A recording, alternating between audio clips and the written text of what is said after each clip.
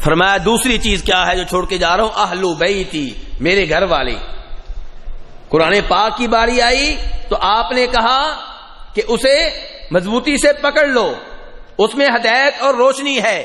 آل بیت کی باری آئی تو یہ نہیں کہا کہ ان کے پاس ہدایت ہے، ان کے پاس روشنی ہے، انہیں مضبوطی سے پکڑ لو، نہیں، ان کے بارے میں یہ کہا اذکرکم اللہ فی اہل بیتی، میرے گھر والوں کے حقوق کا خیال رکھنا، ان کے بارے میں اللہ سے ڈرتے رہنا، یعنی کہ ان کے آداب کا خیال رکھنا، ان کا احترام کرنا، ان کے حقوق ادا کرنا۔ یہ نہیں کہا کہ ان کے اقوال تمہارے لیے ہدایت کا باعث ہوں گے، ان کے اقوال تمہارے لیے روشنی ہوں گے، نہیں، ایسی بات کوئی نہیں کہی۔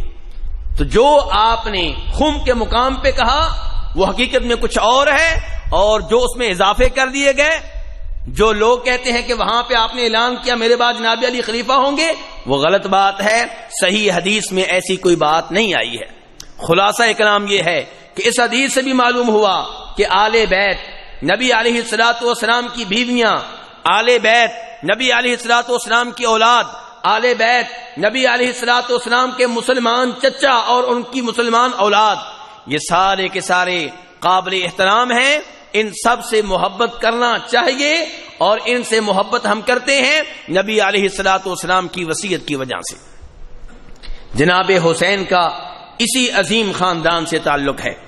میرے بھائیو، ہدایت افراط و تفرید کے درمیان ہے، نہ انسان آل بیت کے خلاف ہو اور نہ انسان آل بیت کی محبت میں اتنا آگے نکل جائے کہ ان کی عبادت کرنے لگے، انہیں مشکل کشا سمجھنے لگے، انہیں حاجت روا سمجھنے لگے، اللہ کو چھوڑ کے انہیں پکارے، یا علی مدد کے نعرے لگائے، یا حسین مدد کے نعرے لگائے، اور یہ سمجھے کہ خلافت کے حقدار صرف وہی ہیں۔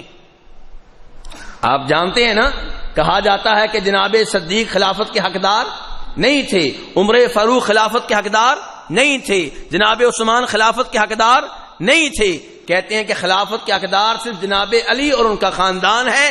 یہ بات غلط ہے۔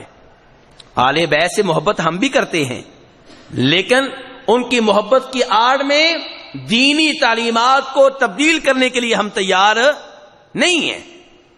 میرے بھائیوں، ہمارے سنی بھائی، اور سنی کے لفظ سے مراد ہے وہ لوگ جو صحابہ کرام کو مانتے ہیں، جو صحابہ کرام سے محبت کرتے ہیں، چاہے ان کا نام دیوبندی ہو، چاہے ان کا نام بریلوی ہو، چاہے ان کا نام اہل حدیث ہو۔ میں یہ کہنا چاہتا ہوں کہ ہمارے سنی بھائی وہ بھی غیروں کی ان سازشوں کا شکار ہو گئے۔ آج ہم میں سے اکثر جناب صدیق کا نام آئے تو امام کا لفظ نہیں بولتے، عمر فاروق کا نام آئے تو امام کا لفظ نہیں بولتے، جناب عثمان کا نام آئے تو امام کا لفظ نہیں بولتے، جناب علی کا نام آئے تو سارے کیا کہتے ہیں؟ امام علی۔ جناب حسین کا نام آئے سارے کیا کہتے ہیں؟ امام حسین۔ جناب حسن کا نام آئے سارے کیا کہتے ہیں؟ کبھی آپ نے سوچا یہ فرق کیوں ہے؟ کبھی غور کیا آپ نے؟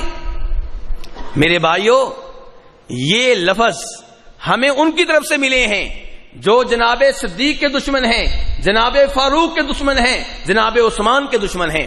انہوں نے یہ ہمیں سبق دیا ہے۔ وہ کہنا چاہتے ہیں کہ امام جناب علی ہیں، امام سے مراد مسجد کا مولوی نہیں ہے، امام سے یہاں مراد ہے بڑا امام، خلیفہ وقت، امیر المؤمنین، امام سے مراد یہ ہے۔ میرے بھائیوں، تو کہنا چاہتے ہیں کہ صدیق کیونکہ امامت کے حقدار نہیں تھے، خلافت کے حقدار نہیں تھے، اس لیے امام ابو بکر نہیں کہیں گے۔ عمر فاروق حقدار نہیں تھے تو امام عمر نہیں کہیں گے۔ جناب عثمان امامت کے حقدار نہیں تھے تو امام عثمان نہیں کہیں گے۔ جناب علی جو تھے وہ خلافت کے حقدار تھے، ان کے نام کے ساتھ امام لگے گا۔ تو میرے بھائیوں، کیا یہ ہمارا رویہ درست ہے؟ نہیں، یا امام سب کے ساتھ بولیں یا کسی کے ساتھ نہ بولیں۔ تو میرے بھائیوں، اس لیے کہنا ہی چاہتا ہوں کہ آل بیت سے محبت ہمارے ایمان کا حصہ ہے۔ ہم ان سے محبت ہم عبادت سمجھتے ہیں، لیکن ہم افراط و تفرید کا شکار نہیں۔